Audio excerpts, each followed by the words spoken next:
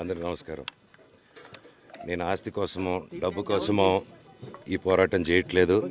ఎందుకంటే ఇది పోరాటం కూడా కాదు, ఇది ఆత్మగౌరవానికి సంబంధించింది, నా భార్య పిల్లల సేఫ్టీకి సంబంధించింది. ఇది నాతో ఒక మగాడిగా నాతో డైరెక్ట్గా వచ్చి నాతో ఏం చేసినా పర్వాలేదు.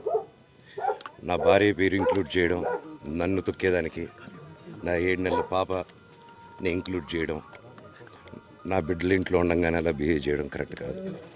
ఈరోజు పోలీస్ దగ్గరికి నేను వెళ్ళి ప్రొటెక్షన్ అడిగాను. నేను మొన్న వచ్చి అడిగినప్పుడు మీకు అన్ని ఎవిడెన్స్లు ఇస్తాను. ఎస్ఐ గారు ఇక్కడి నుంచి వచ్చి నేను ఇస్తాను సార్ ప్రొటెక్షన్ చూపించాను. బౌన్సర్లు అందరూ అక్కడికి దాక్కున్నారని చూపించాను. అది కొంచెం చూసి ఓకే సార్ మీరు ధైర్యంగా ఉండండి, మేము ఎక్కడికి వెళ్ళట్లేదని చెప్పి మాట్లాడి పారిపోయారు. ఇప్పుడు కానిస్టేబుల్స్ వచ్చి అందరినీ నా మనుషులందరినీ భయపించి ఇప్పుడు వాళ్ళ పేర్లు తీసుకొని బెదరగొట్టి మా మనుషులు పంపించేసి వేరే బాడీ గార్డ్ లోపల పంపించున్నారు సార్. ఏం జరిగిందండి అసలు? జరగదు కాదు సార్. ఫస్ట్ ఈ డిపార్ట్మెంట్ ఎందుకు వన్ సైడ్ తీసుకుంటున్నారు? కంప్లైంట్ తీసుకున్న తర్వాత వాళ్ళకి ఏ అధికారం ఉంది? నా ప్రొటెక్ట్ చేసే మనుషులు పంపించేదానికి అధికారం ఏముంది?